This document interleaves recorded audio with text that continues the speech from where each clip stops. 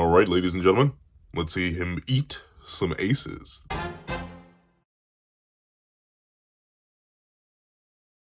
Thank you to our $5 patrons Rebel, 4765, Midnight Gemlord, and Sean.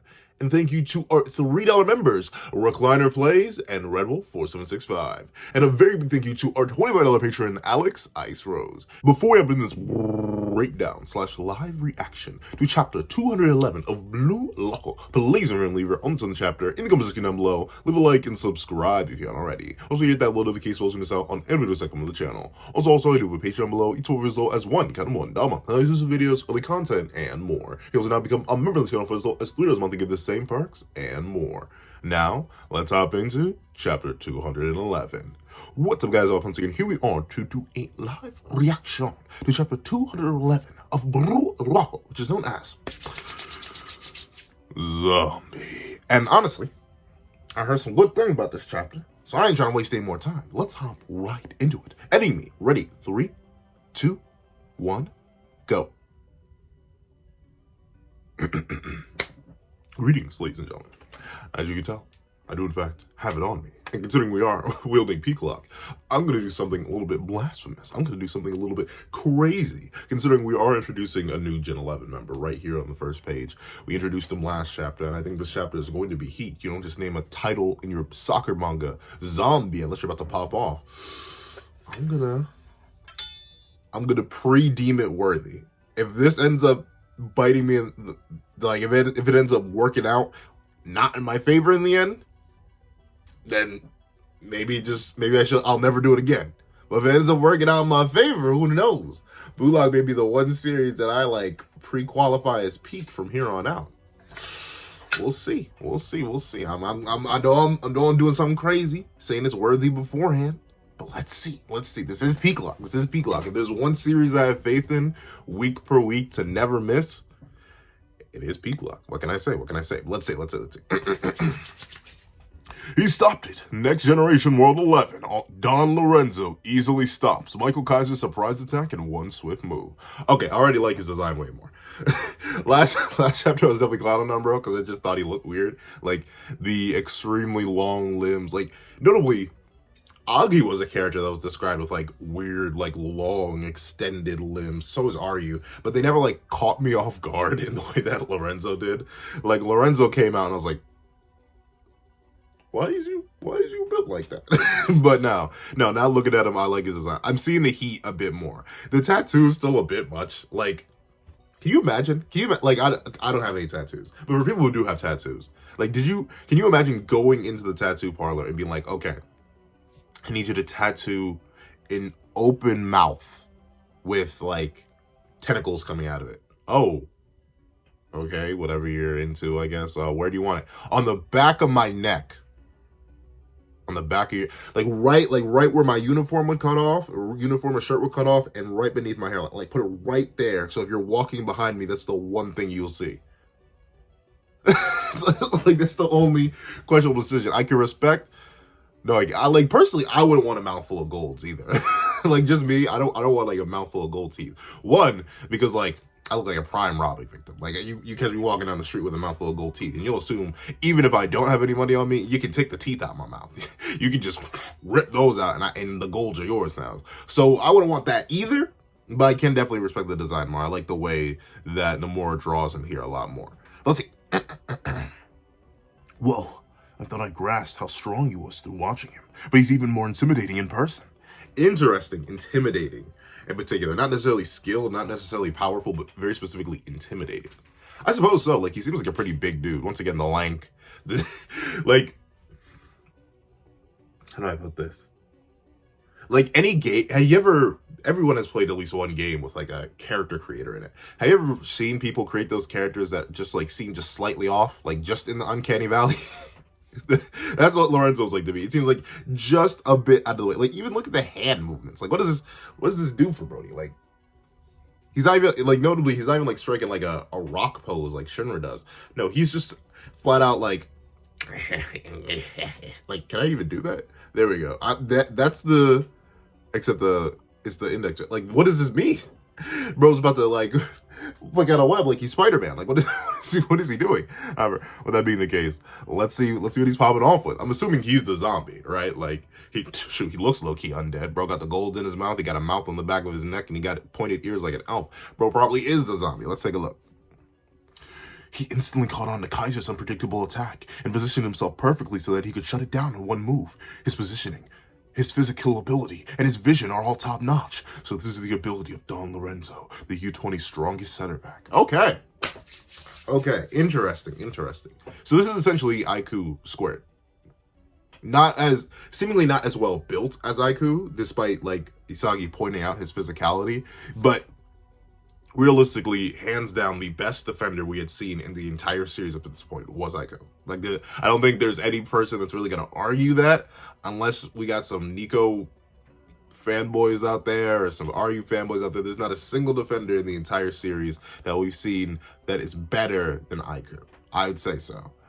But it seems like Lorenzo just took all the stats that Aiku had and jacked them up to 1,000,000. Like the defense, the unpredictability, the physicality, the vision, all that just seems to be better. And I suppose it works because he's literally playing on the same team as Aiku. Aiku did nothing. Like all he did some minor defense against, I believe, Ness, while Nico was tasked with handling Kaiser. You can even see my boy right here in the background handling Kaiser, quote unquote handling Kaiser, even though he was getting dogged on last chapter. So it really feels like Aiku. But then again, once again, gotta remember these characters aren't going to be here. These characters are going to be enemies to these characters in a few arcs, I suppose. I've been hearing a lot of talk like we may go into like a club arc. Like we may have a short period where the Blue Lock people are going to like span out into different clubs. I don't think that's going to happen. I think they're going to go just straight to the U20. I think that was stated, but I'm not exactly sure. I've been hearing so much discussion about like, oh, they're all going to go into like clubs and stuff like that, and they're going to determine that. Because obviously, like, why else would they have the bounties? I don't blame people for thinking that, but at the same time, I thought this all was essentially just a training camp for the U20. So why would they go to clubs and not the U20? I'm not exactly sure. I know Kaiser his whole goal here is to like get into a different club, so he's not under BM anymore because Noah owns BM. Like it's not even a contest between him and Noah. Even if he has the fastest swing speed, he's not Noah. He's not the best striker in the world. He's not even, arguably, each of the 5 masters should be above him. So he's not even like top 5 strikers in the world. He's not one of the world masters. Unlike Loki, someone who, how old is Kaiser? Where's my Google? I don't have my Google in here. How old is Kaiser? Because I believe Loki's 17. So, like, he's not even the best in his hypothetical weight class. All the other masters are in their, like, 20s, maybe early 30s or something like that. But no, Kaiser's not even... Kaiser is a U20 player who's not even considered one of the world masters. So, that fastest swing speed don't really do much for him. But let's see. With that being the case, I'm assuming everything that Lorenzo does is essentially going to be, like, snatched up, probably by Aiku. If I had to, because the thing is, right, we could only have 11 players on the pitch. And I feel like some popular people are gonna have to get sniped or just removed because now we have more options. And I feel like on the defensive front, either Nico or RU, probably RU's gonna get cut. I don't think we're gonna have him there. Because you're going to have some staples. You're going to have Chigiri. You're going to have Isagi. You're going to have Rin. If Shido's cooperative with Rin, even if they're just neutral to each other now. Say Rin and Shido are just neutral to each other now. You got to have the both of them. Two of the, like, we haven't seen them play in a while. And I'll admit, a lot of characters have gotten amps. A lot of characters have gotten better. But as of previously, and what I would believe based on their previous performance, even in the Neo Egotist League in their first game, they're still probably the 2 best players in Blue Lock. Shido's probably still the best striker. Like, just purely as a striker. Rin fans don't slay me, but purely as a striker, Shido's literally just the purest definition of it. He's just unrivaled within the penalty box. Like, what else do you want from Brody? Like, that's it. He has literally the best goal in the series. I know the Nagi fans are going to be like, but the 5-stage shot? No, I'm sorry. The bicycle kick is crazy. The bicycle kick from outside the penalty box to get into the goal, crazy. I'm sorry. That's still like... just on even forget the emotional investment I have in Nagi versus Shido, that's still the best goal in the series, hands down. At least I think, like, if we're looking at it just pure insanity-wise. The 5 fake volley, cool, but still.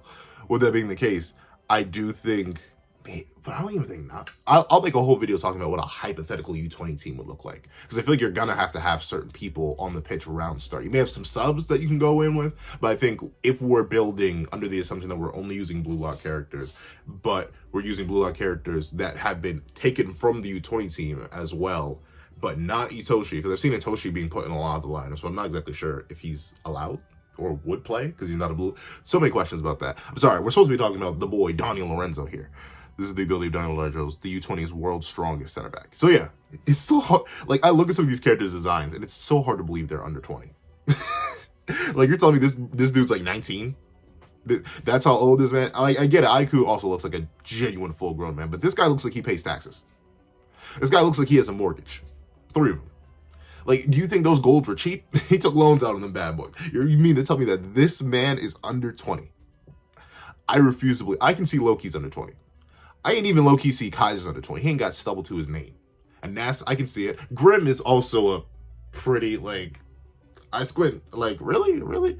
The one other dude with the closed eyes, I can see him being under 20, but not Lorenzo. My boy looks super, like, at least like 25. Like, he seems like he's seen some stuff. You don't get those goals from measly life experience. But the whole thing, it went on a whole separate rant. I think Aiku is essentially just going to become a copy of Lorenzo. I think that's his main goal here now, to pick up everything that Lorenzo has in order to turn into a better defender, or even a hypothetical midfielder, hypothetical striker, or something like that. Like, take whatever aspects that Lorenzo has and turn them into himself. Because once again, we gotta remember, people like Kaiser, people like Ness, people like Lorenzo, people like Agi, people like anyone really that they're running into right now are not going to be long-term assets. They're going to be long-term liabilities. They will be running into these people if they survive in the U20 World Cup.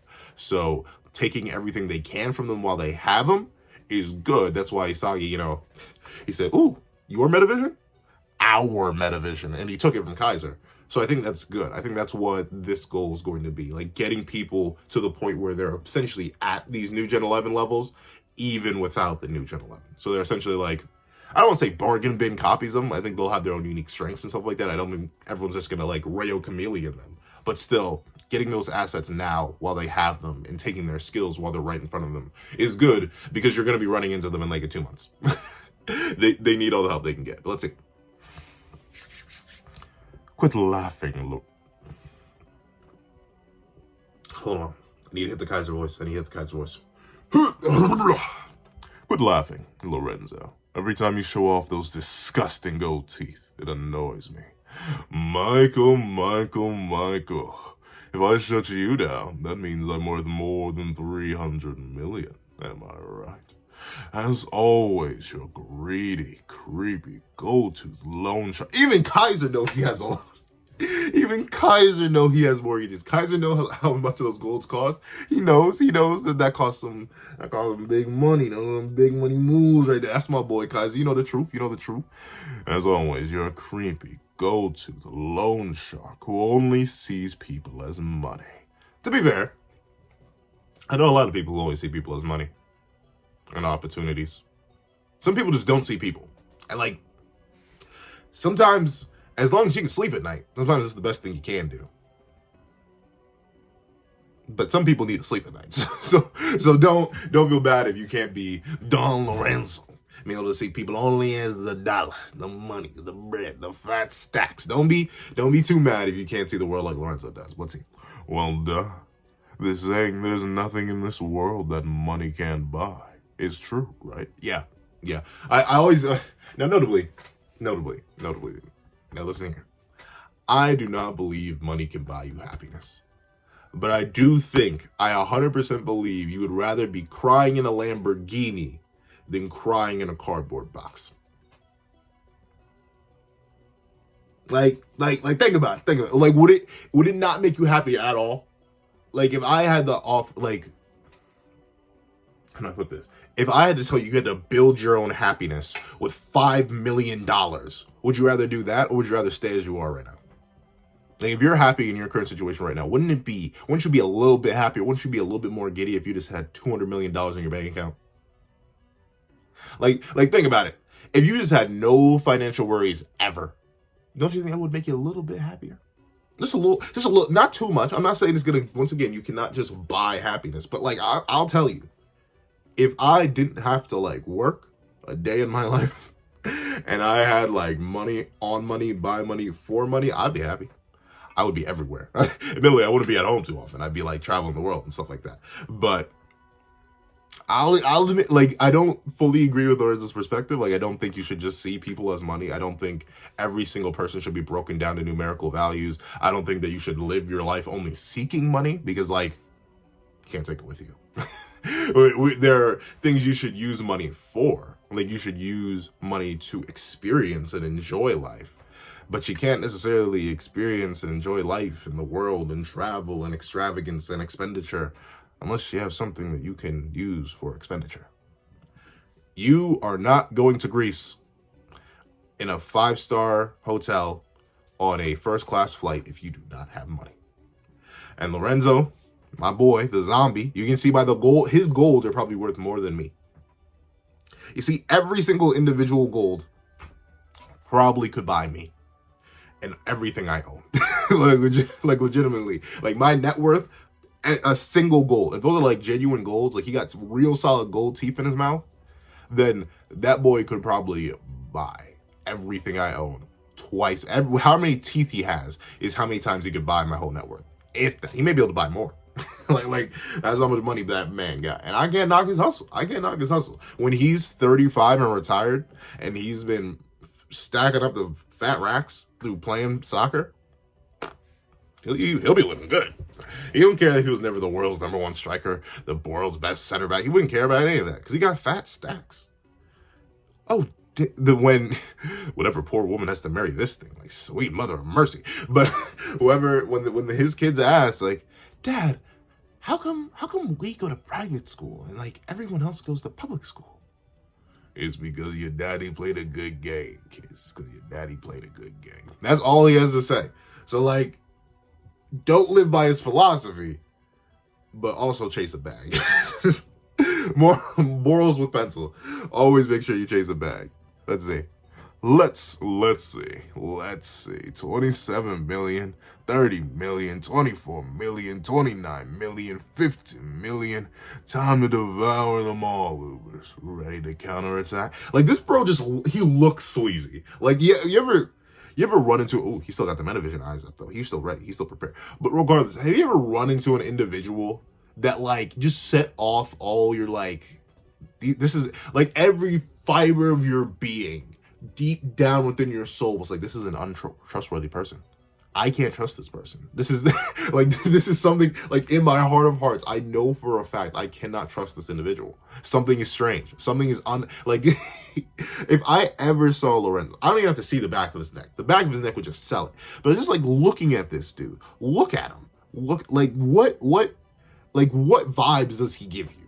Would you trust him around your children? I wouldn't. Like sure, this man may have a mouth worth more than everything I own 20 times over, but still, the most I would trust him with is my money because I know he'd probably double it. Like this, he looks like he knows how to invest. He looks like he knows how to short a stock or two. He knows about the bond market. Like legitimately, this 19-year-old, I guess. I bet he's definitely about it. He definitely understands the world and the financial world in a way that I never could. But like as an individual, if I saw someone making a face like this, built like that, I just wouldn't trust them. Even if they weren't on the middle of a soccer field appraising people by their numerical value, I just wouldn't. Something about Lorenzo, bro. It's just not in the cards. It's not in the cards for me. But shout out to the people who would trust him. Big ups to y'all. Could not be me. But regardless, let's see. Okay, so it's time to counterattack. But we got Isagi ready. Once again, he has the full proper Metavision eyes, 100% Metavision on deck, so he's ready. And it's cool. Once again, it is cool to see though that Isagi is worth the highest. Like out of all the people mentioned here, it's Isagi who has 50 mil. Shouts to my boy. However, let's see. It's coming. He's going long. Hey, yo, I get it. I know what it means. I'm not just mocking right. But you know, he's long and he's going. Let's see. Watch out for the counter. Okay, so let's look at this. Okay, so Nico got in front of Kaiser, so that's how Kaiser can immediately shut this down. Kunigami's charging in. We got Raichi. Why is he so close here though? Because like notably, Oh no, he isn't. He is a midfielder. So never mind. That makes sense. Okay, we got RU. I don't see where RU is on this page, but we got Nico blocking off Kaiser. So that's probably gonna explain why he can't get in here. Aiku, despite being shown on this page, he's nowhere to be found here. So I don't know. He was on Nest. So Nest may be like off screen to the left a little bit here. Here's Kunigami charging in, but I think Lorenzo's gonna be able to get past him because like. Why wouldn't he be able to? Lorenzo's going to be running straight. Kunigami's running in a straight line, like, alongside the penalty box, so he's going to be stuck out of luck. I think Lorenzo's going to be good. It's really considering how fast Lorenzo is. Like, I've known people with long legs who are built like Lorenzo. They are some of the fastest people you will ever meet. They look like they are nothing but pure sinew. No muscle. Like, it'd be one thing if they had muscle mass in their long legs. No, these people look like they are just skin and bone. And they are some of the fastest, most... speed, like you swear you're running right next to Barry Allen when those people get moving. Like I have no idea. I still remember when my one homie hit the dash and made it go fast, and he could not care about the fame. Only one was them bands because he moved. Like I was blown away with how fast he didn't even run track or anything. He's just a naturally fast dude. It's crazy. But with that being the case, Raichi, looks like you're about to be a victim, dog. I don't think, like, despite being the world's #1 duelist, I don't think you're going head-to-head with Lorenzo. I don't think you like that. In your dreams, he's gold tooth. I hope everyone has to note the golds. Like, low-key, even if you're saying the golds are weird, the golds are creepy, the golds make you look like a dumb bubblegum stupid head. Like, you're still acknowledging the golds. They're succeeding in their purpose. You notice the golds. He probably flashing people. He probably hit with it. And, like, the light reflecting off the golds is probably blinding people. So, like, Kunigami, you may be disrespecting the golds, but you still are indirectly respecting the gold. Like, it's like a backhanded compliment. Like, oh, you have so much money, you don't know what to do with it. Yeah, they still have so much money, though. Like, you're acknowledging the fact that they have so much excess funds and liabilities. Or no, excess funds and assets that they don't have any liabilities, essentially. So, yeah, sure. What looks like to you is them just throwing money away, which, admittedly, I see sometimes. Like, even if I were to become rich tomorrow, like, legitimately say I just walked into the convenience store, pulled the lottery, boom, I'm rich. You're not seeing me, like, dropping $10,000 on a shirt. I'm not buying $50,000 shoes. I'm not getting, like, a 50,000 room mansion that's going to do nothing but sit there and collect. I'm not doing all that. But if someone who was born into money has no care for it or lived a lifestyle like that, I don't blame them. They have the ability to. So, just like Lorenzo has the ability to put gold in his mouth, people with money can just spend money how they want. Sure, sometimes it leads to bad stuff. It's usually generational. You always want to have generational wealth. That's what will usually last. If you are living off the bond paybacks, like educational finance lessons with pencil. When you buy a bond, it has a coupon and it has a rate. If your family has made such good investments like 5 generations back that they paid pennies for a bond that's worth like $100 now, and say it's like a perpetual bond, like a bond that does not end, you are probably not even living off the bond paybacks because those don't exist. You're just living off the coupon that keeps coming back and back. I think I'm using the terms wrong, but it's whatever they're paying you back, the percentage of par for eternity. If you may just be living off that. If say the bond 5 generations back was a penny bond.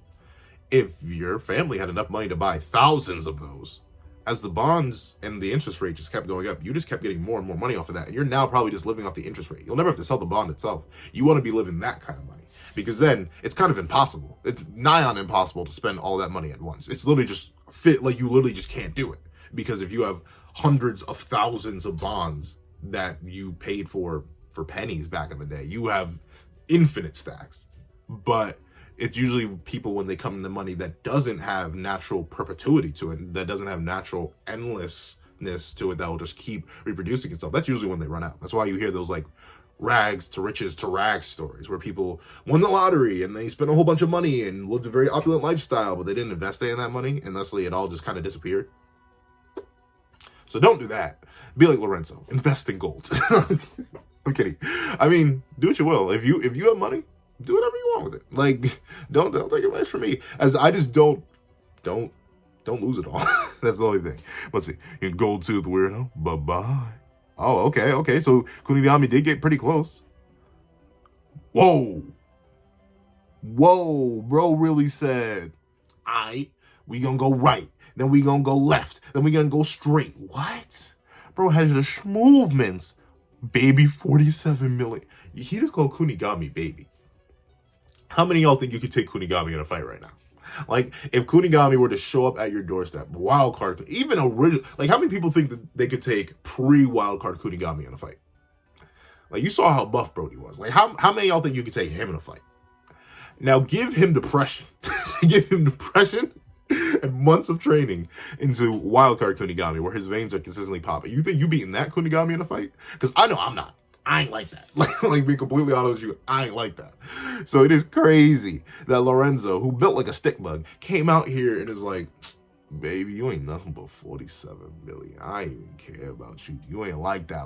I'm schmoving. That is crazy. Like, I like my life. Thusly, I would never insult Kunigami. But, hey, Lorenzo about it. And to be fair, he proved it. Like, Kunigami, look at how many movements. Like, it goes to show you the level of caliber, the level of skill. Look at how many movements that Kunigami did when Lorenzo got 3 in there.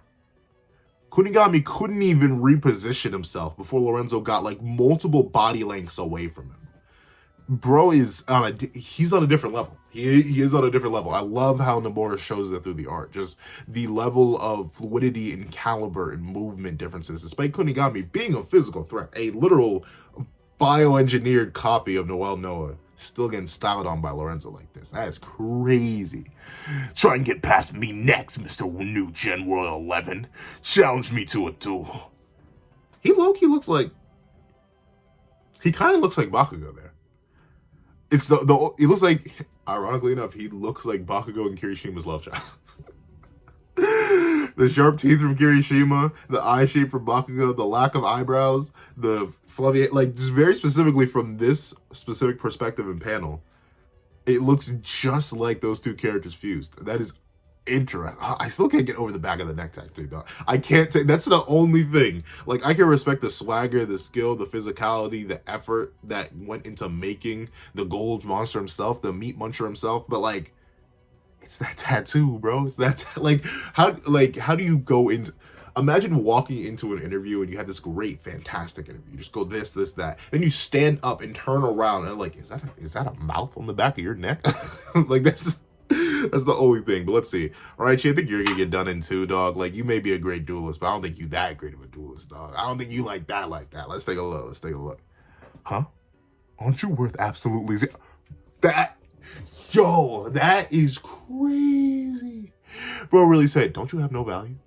Aren't you not a human being? Bro really said, without a number, you're nothing. And, like, no, I don't believe it. Like as much as I like to go into, like, dark human philosophy, if you do not have monetary value, are you truly even alive? Do you think, are you really a human being? No, I still believe every individual person has value. The fact that you exist in of itself provides value. But even with that being the case, that is crazy. Imagine getting disrespected like that. This is your first time on the pitch. You were picked for the starting 11. You just got hyped up by Noel Noah himself as the best duelist in all of BM. And then this random stick bug built dude comes up to you and is like, is that poor I smell? That's crazy. You don't have anything, do you? You are worthless. You should, like, legitimately, that is wild. That is absolutely insane. Can I just call you Mr. Worth? Nah. Okay, Lorenzo's my favorite. What? Nah, I love Kaiser more still.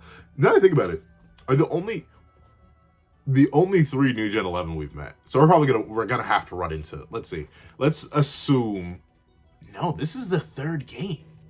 So this is the penultimate game. We only have whatchamacallit left. So we're gonna only meet 4. In the entire Neo Eos, it's like we're likely only gonna meet 4. So that's gonna leave. So we're going to run into the other 7. We're going to run into the other 7 New Gen World 11 in the World Cup. Because the only 3 we have are Kaiser, Lorenzo, and Sei. I'm pretty sure Sei's the next 11. So those three. And then presumably, let's assume, like, but that would make PXG even more stacked though. Like, they already have such a stacked team: Rin, Shido, Karasu, Tokimatsu, Zentetsu, Loki. If they also had a new Gen World 11, I'm kind of wondering how BM would even like stand up to them. But I think they have to, right? There's no way we're going to introduce, if we only just stick with the 3, there's no way we're going to introduce 8 more new Gen World 11. I mean, we could. It depends on how long the World Cup is. If the World Cup really is like multiple like U20 length matches down to the wire, then we could introduce and develop and have like 8 other new Gen World 11 members. That is crazy to think about, though. Even Raichi's like, what the heck?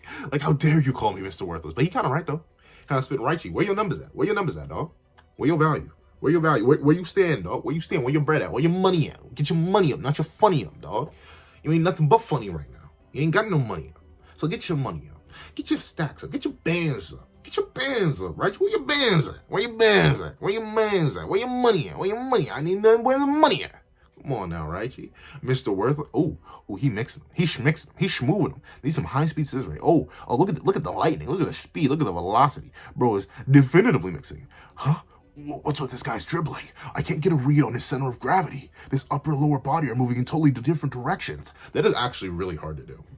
Like, I played soccer and I could never do it. The ability to like not even just in soccer, just in general, the ability to desync your upper torso or your upper body and lower body is very difficult. Because like everything in your body is interconnected. Like every single thing you do relates to something else. Because that's just how the bodies are built. The bodies are optimized for that. Just all vertebrae, really. But you can especially notice it in humans, considering we have high levels of cognitive thought. Like that's why some people can just like not do certain things with their hands. Like for some reason, some people just can't do it. That's why some people can curl their tongue and other people can't. Like the body is so weirdly complexly structured. So breaking those structures and like being able to do something like this, having your lower body move in these very specific ways, this very specific style of dribbling, while having your upper body do things like this, like he's like crossing his arms behind his back. He's going down like this, doing all this. He's essentially like hula dancing with his upper body, yet rigidly dribbling with his lower body. Like that is very impressive. Once again, as much as I clown on Lorenzo for the mouth tattoo on the back of his neck, for his goofy long like stick bug built design, all that, he definitely about it. He's definitely about it in a different kind of degree. That's interesting. What are you, some kind of zombie? Oh, okay, I like that. But like, look at bro. He looks like a monster. Like imagine saying that near your kid. Like how do you market that? Like legit, how do you market? Like I get how Kaiser is marketable. He has the signature pose. He has Kaiser impact. He has all that. I get how Sei is marketable. He has this like nice, smooth, flowing, buttery aesthetic. I think Lorenzo literally has to market himself purely off his skills, because this is not like I'm not. Can you imagine seeing this face on like your Adidas or on an Adidas commercial, or seeing this face on like a water bottle? Like, how do you even begin to advertise this, bro? Like, what the heck? That is crazy. Like, bro really is built like a zombie. I was he's about to take a munch out of Raichi's brains. But look, that's crazy. Did he meg him? He really megged him. He stole him like that. What's with that crazy feint? Even though he's a center back, he's bringing the ball up by himself. He is the meat muncher. I mean the ace annihilator. I mean the ace eater. He does munch men. Like Munchan. But let's see. Bro is so, he's definitely about it though. Like look at this stuff. Though it do look like that top part look like a wig. Just by the way that it's drawn here, it looks like the extra part on top is a wig and it's actually like close cut. Interesting. Let's see. Ooh, and he hits the smoothest of 1-2s of Sendo. Oh, why did it have to be Sendo, dog? Why did it have to be Sendo? You know my homies hate Sendo. I don't know. Like, nobody, there's no reason why. He's kind of like, he's in a very similar position to another character from another series who I don't want to talk about because they're technically a spoiler. Where I'm like, there's no reason for me to not like this character. I just don't. Like, it's not like Sendo did anything bad. It's not like he committed any atrocities or anything like that. But it's just like his existence is an atrocity. You know what I mean? Like, he's just an affront to my eyes by existing on the page. And that's great. Like, Grim is being held off by... Like, Grim, what are you cooking, dog? What are you cooking? You are, like, 3 Sendos. How'd you let him just manhandle you? Like, he got a hand on Grim like it's just easy. I couldn't block Grim. Then again, who knows? Sendo's probably, like, secretly super buff. Then there's this dude. No idea who he is. However, they even got past Yuki Maya. Yuki Maya, isn't this your whole... Then again, this is like a 2-on-1 kind of situation. So it's not like a 1v1, but still, Yuki Maya, dog. Your dueling ability, where is it at, bro? But then again, Raichi's supposedly the best duelist. And look how the best duelist is doing here. Not very good. However, let's see.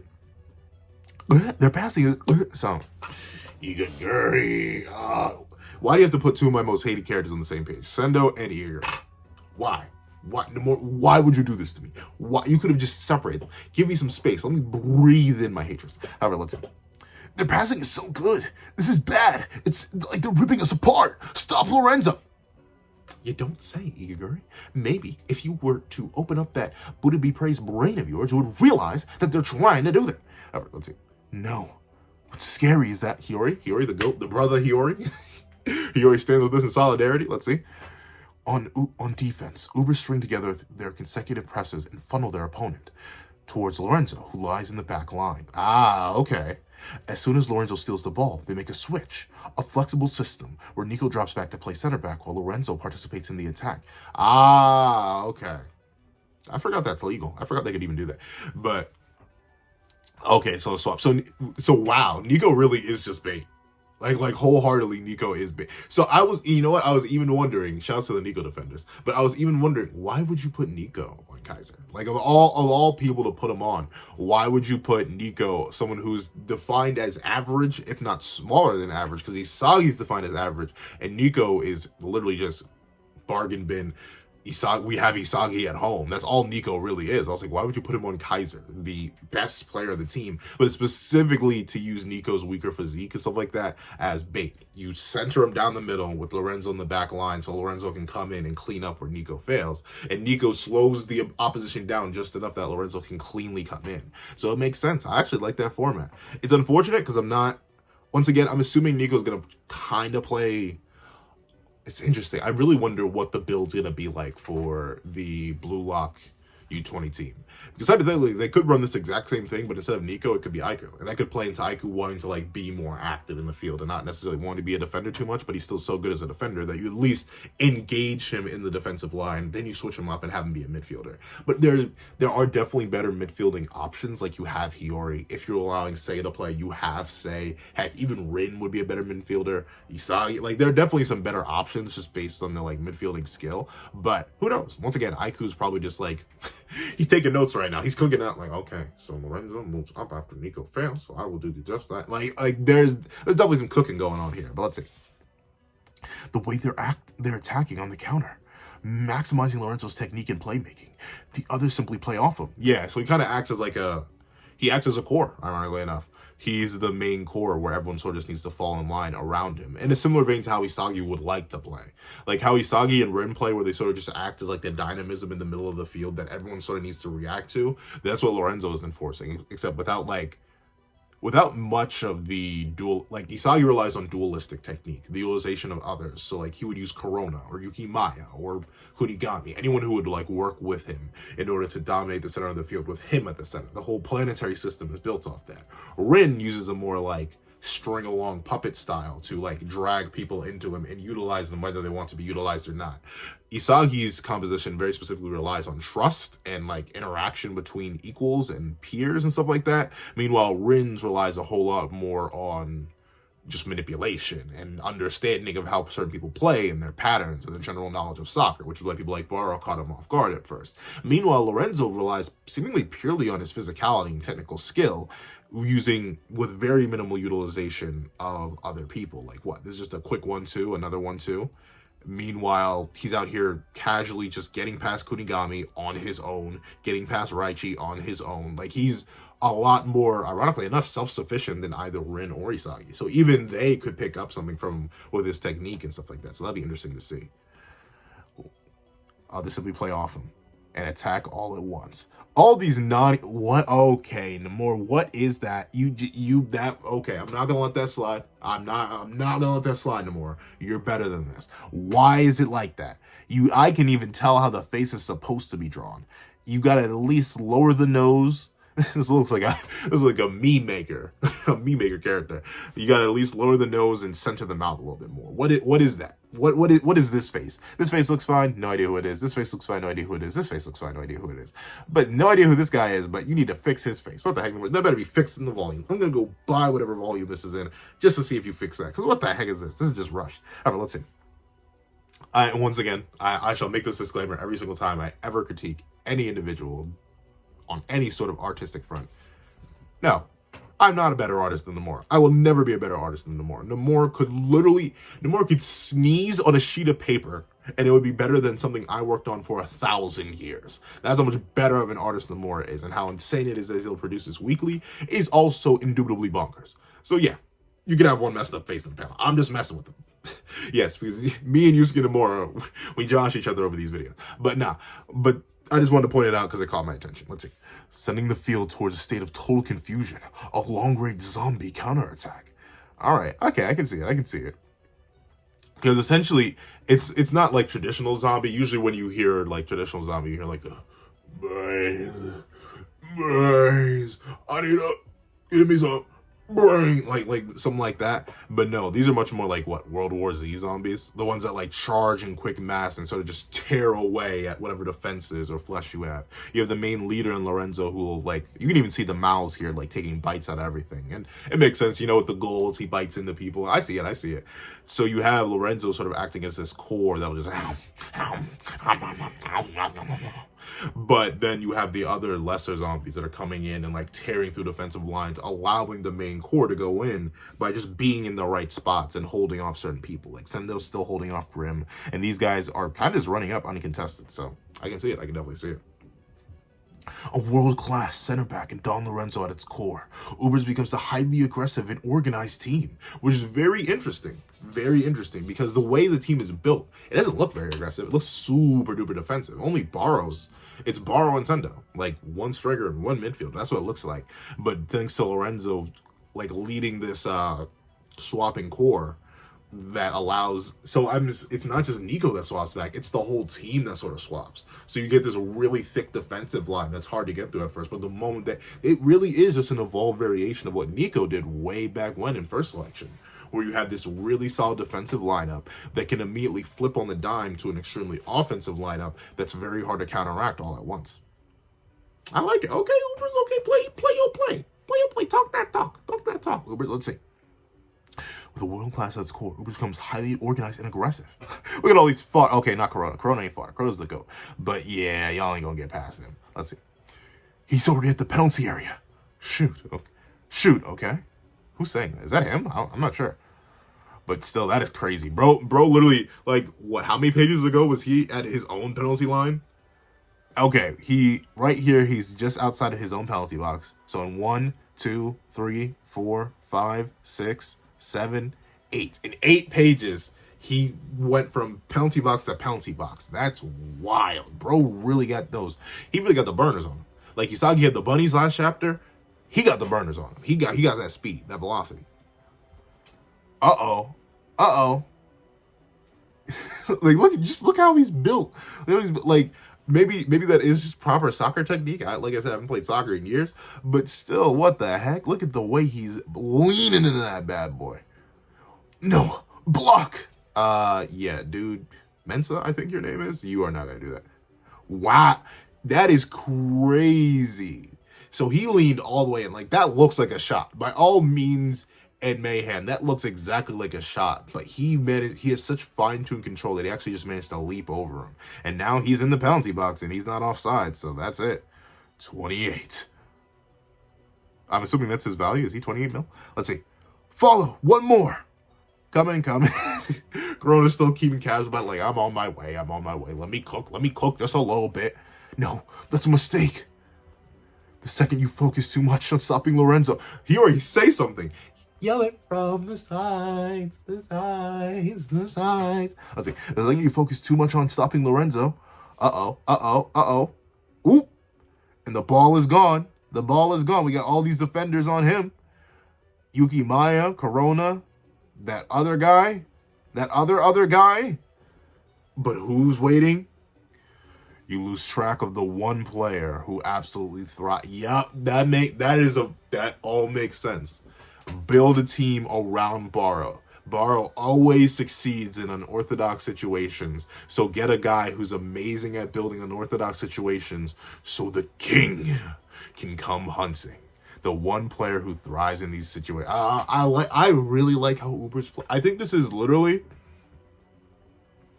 yeah, in comparison, because Nagi, the Manshine was essentially built around letting any character do their work, but mainly Nagi. It was all like, it was Nagi's playground, essentially. Like, we're going to see if we can make Nagi into a decent player, so we're going to let him rock. That's all Manshine's play style is. You have BM's play style, which is really just organized for Kaiser. It's very simple, it's very basic, it's very rigid. I like it. It works, don't get me wrong, obviously, but still, it could be more interesting. But this, like, brick wall into chaos, into king. I like that setup. And I can see how this is replicable because Lorenzo can just keep causing chaos. He can keep breaking ankles. He can keep destroying people in one-on-one duels and keep setting up these unorthodox situations because you have to focus on the guy with the ball, at least a little bit. But Bara can always come out the clutch, come out of nowhere, and always be a threat. So I can definitely say he scored a hat trick on Barcha. It makes sense now. I can, with this playstyle in particular, I can definitely see how it pops off. However, let's see. Yep, that's the king. That's the king. Whew, whew, whew. Look at how he's moving. Look at how he's moving. He's so calm. He's so focused. That has to be the thumbnail. I'm sorry, that has to be the thumbnail. Bro looks so saucy. I think that's the calmest we've ever seen him with the lion charging behind him. He just looks so focused. Good work as always, Lorenzo. Feeding time, okay? Okay, you had to make it weird, Lorenzo. You just had to. You had to flash the golds. In fact, he's not even drawing with the golds in this point. He lost the golds. The golds are fake. He swallowed the golds. Well, let's see. Feeding time, okay? Bara x Lorenzo. A system where the two kings of offense and defense combine forces. This is Uber's goal-scoring formula, and it's a really solid one. Let's see.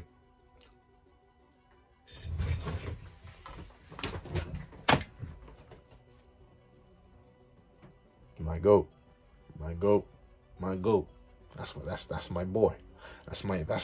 That's my boy. That's my boy. And every single Bara fan out there, I want y'all to read it. Read it, and to be fair, who knows? Maybe Bara gets the ball back. But still, read it and weep. Look at this. Look at this. Everyone was saying, Bara's unpredictable. Metavision won't work on him. Bara's unpredictable. It's just impossible. Bara has better stats. There's no way Isagi could ever keep up with him. Bara's just not. I have Bara's meat so far down my throat, I can't even imagine what air tastes like anymore. Yo, look at this. Look at this. Bara didn't even get to get his paws, his filthy, nasty, disgusting, unwashed, color-dyed paws on the ball before Isagi came out the clutch and blocked that bad boy. That's my boy. That's my boy. That's my boy. Huh? So this is the trick behind your hat-trick performance. Huh. I'll be taking this new kid. Yo! It's good to be an Isagi fan. It's good to be I mean, it's good to be an Isagi fan, bro. Good to be an Isagi fan. That's my boy. One slay accomplished. Use your newly evolved vision and playmaking to take control of the game, Egoist. Isagi, look at Bara getting all mad again. Is this guy seriously only worth 50 million? Yo, that's bunk. Yo, you got even Lorenzo being like, 50 mil? You sure about that? You sure probably worth 50 mil? That's crazy. Okay. Wow, golly gee willikers, fellas. It's almost like I already preordained that the chapter would be peak because it's peak luck, and peak luck hasn't missed ever since I started reviewing it. Like, legit, like, it's just, it's peak every week. I swear. Like, this is honestly, I'd say more than 4 nights. I'd say more than, maybe. JJK also hasn't missed it. The only thing in Sakamoto Days too. Sakamoto Days hasn't missed either. I need to get back to reviewing that. But like 3 series that I know every single week I can click on and expect nothing but peak. It's JJK, Blue Lock, and Sakamoto Days. Maybe not in that order, but Huna, like, golly, that is crazy. That's the end of the chapter. So overall, chapter's worthy. Why is the chapter worthy? Let me run it down for you real quick. 1, giving us a proper introduction to the gold gobbler, Lorenzo Don, Italy Uber's Next Gen World 11. Properly seeing why he's called the zombie, seeing his build, seeing how he uses his build, seemingly using his like disjointed body ability to move in ways that other people could. Him styling on known players too, specifically styling on Wildcard and Kunigami, crazy. Styling on the best duelist in BM, Raichi, crazy. Like, look, once again, look at the face he's hitting on him. Lorenzo proving himself why he's a GOAT, why he's a new Gen 11. That's great, for one. I really, really like that. Two, I really like the formation. The switch up, how the team works. This is the most interesting full team goal formula that I've seen out of the Neo Egotist League. So far, I like it. Who knows, maybe PXG has an even cooler one. I hope they do. I hope they don't fall off after Ubers. But still, I really, really like that. Seeing Lorenzo prove himself, great. Seeing their team style, great. Love all that. And obviously, I love the King still. Like, as much as I clown on Bara fans, because your boy is a massive walking Isagi meat buncher, but even as much as I clown on him, he still is super duper cool. I love seeing him come out the clutch. I love seeing his lion. I love all that. Crazy good stuff. But also, I love Isagi, my GOAT, coming out, being Egotski, and really shutting everything down with his 100% meta vision. And now, with the next chapter title being unknown, we may see his new goal formula. He has Corona on deck. Yuki Maya should now be part of the squad for all intents and purposes. Kaiser's banned from interfering with him. The only person who could now definitively get in his way is maybe Ness.